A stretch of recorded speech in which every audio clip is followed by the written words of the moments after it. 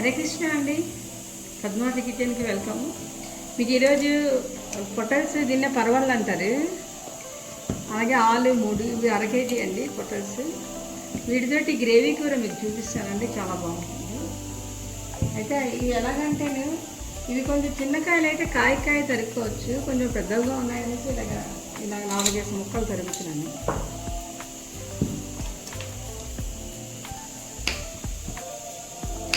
ఇది సెంటర్కి తరిగేసి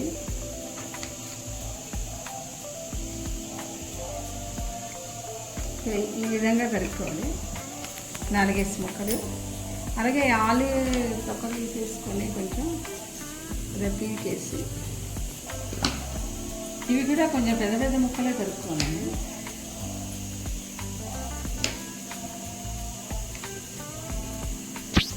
ఇది చూడండి, ఎంత ముక్కలు తరుక్కోవాలి. ఇదే కూరకి కావాల్సిన గ్రేవీ అండి. ఇదొకటి ఈ మాత్రం జీడిపప్పు, ఇంకా కొంచెం ఎక్కువ అనిపిస్తే తగ్గించుకోవచ్చు మీరు.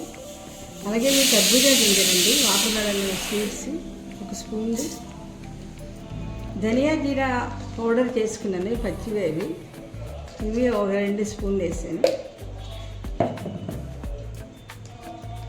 అలాగే కారం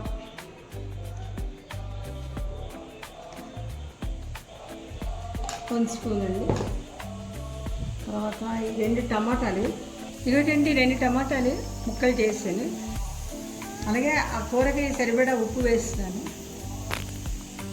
2 సార్లు వేసాను. కొంచెం పసుపు,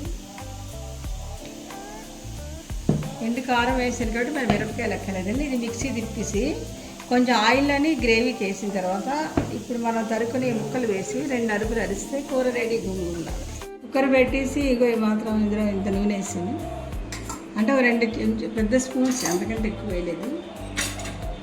అది నూనె మరిగాక ఇప్పుడు గ్రేవీ చూపెట్టాను కదండి, అవన్నీ ఇందులో వేసిస్తాను.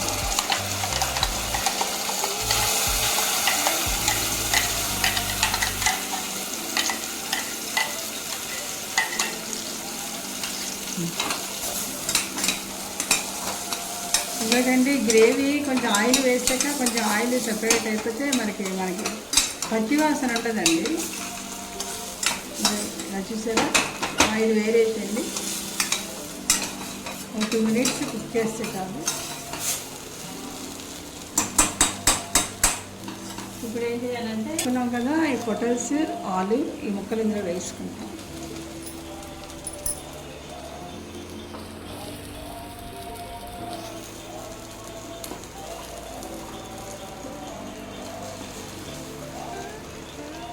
వేసుకున్న తర్వాత ఇప్పుడు గ్రేవీ రుబ్బుకున్నాం కదా, ఈ మిక్సీలో మళ్ళీ వాటర్ కూడా వేసి వచ్చింది.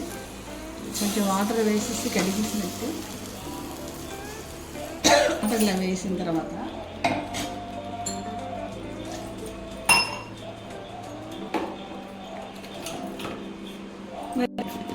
జస్ట్ పించ్ ఆఫ్ సాల్ట్ అంటారు కదా, ఆల్రెడీ గ్రేవీలో వేసాం కదా, కొంచెం జస్ట్ ఇక మాత్రం కొంచెం వేస్తాం.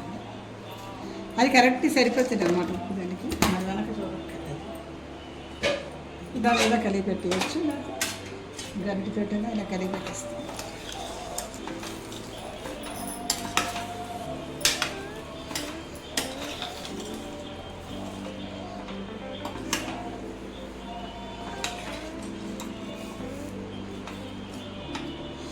ఈ కుక్కర్ మూత పెట్టేసి 2 విజిల్స్ వస్తే చాలండి, కూర రెడీ అయ్యి.